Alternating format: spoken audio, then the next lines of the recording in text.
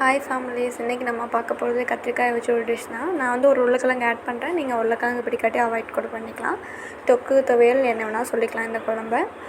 Just வந்து வெங்காயம் நம்ம வந்து கட் பண்ணி வச்சுட்டு, தக்காளி ஒன்று, தென் வந்து கருவேப்பிலை, கொஞ்சமாக புளி ஊற வச்ச போதும், ரொம்ப லைட்டாக ஊற்றினா போதும் புளி, இல்லை ரொம்ப புளிப்பாக போயிடும். அண்ட் தென் வந்து கத்திரிக்காய் நான் வந்து ஒரே ஒரு உருளைக்கிழங்கு மட்டும் எடுத்துக்கிட்டேன். எனக்கு கொஞ்சமாக செஞ்சதால் உங்களுக்கே உங்களுடைய இப்போ குவான்டிட்டிக்கு ஏற்ற அளவுக்கு நீங்கள் வந்து எக்ஸ்ட்ராவாக ஆட் பண்ணிக்கலாம். ஜஸ்ட் வந்து 3 கத்திரிக்காய் வந்து கொஞ்சம் குண்டாக இருந்ததால் வந்து நான் சென்டரில் பீஸ் போட்டேன். இல்லாட்டி நீளமாக கூட நீங்கள் வச்சுக்கலாம். அண்ட் தென் வந்து ஒரு சின்ன உருளைக்கிழங்கு எடுத்துக்கிட்டேன். எல்லாத்தையும் நம்ம கட் பண்ணி தண்ணியில் போட்டு வச்சுக்கலாம் ஃபஸ்ட்டு. அதுக்கப்புறம் வந்து நம்ம தாளிக்க ஸ்டார்ட் பண்ணிடலாம். ஃபஸ்ட்டு எண்ணெய் ஊற்றிட்டு கொஞ்சமாக கடுகு, 2-3 மட்டும் வெந்தயம், அதுக்கப்புறம் வந்து வெங்காயம் கருவேப்பிலை போட்டு நல்லா வதக்கி விட்டுட்டு, வெங்காயம் நல்லா வதங்கினதுக்கப்புறம் வந்து நம்ம கத்திரிக்காய் உருளைக்கிழங்கு நம்ம தண்ணீர் போட்டு வச்சு எடுத்து கொஞ்சம் நேரம் மிக்ஸ் பண்ணணும். சும்மா வெறும் ட்ரையாக மட்டும் மிக்ஸ் பண்ணாமல் லைட்டாக மஞ்சத்தூள் உப்பு போட்டு மிக்ஸ் பண்ணிக்கோங்க. இல்லை ஒரு மாதிரி காரில் அடிக்கும். உப்பு மஞ்சத்தூள் மட்டும் போட்டு கொஞ்சம் நேரம் மிக்ஸ் பண்ணிட்டு அதுக்கப்புறம் வந்து மிளகாய்த்தூள் போட்டு நல்லா வதக்கணும். ஒரு 2-3 மினிட்ஸ் வதக்கினா போதும் அந்த ஆயிலில்.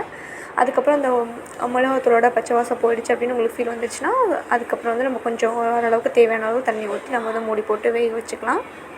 ரொம்பவும் தண்ணி ஊற்றிட வேணாம், ஓரளவுக்கு மட்டும் ஊற்றினா போதும். காய்க்கு ஏற்ற அளவுக்கு மட்டும் ஊற்றி கொஞ்சம் நேரம் மூடி போட்டு மூடிக்கலாம்.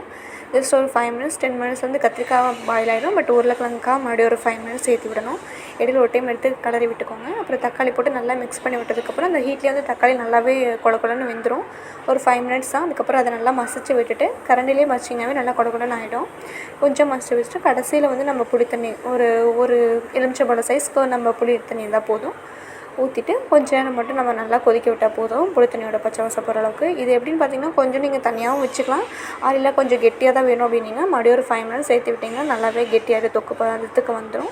சைட் கேப்லேயே நம்ம பொரியலும் செஞ்சு முடிச்சாச்சு. இதுக்கு வந்து ரசம் வந்து இது வேணும்னு அவசியம் இல்லை. ஏன்னா இதுவே கொஞ்சம் புளிப்பாக இருக்கும். ஸோ நீங்கள் ரசம் தேவைப்பட்டால் இது கூட வச்சுக்கலாம். இல்லை பொரியல் மட்டும் இருந்தாவே நல்ல காம்பினேஷன், நல்லா சூட் ஆகும் இதுக்கு.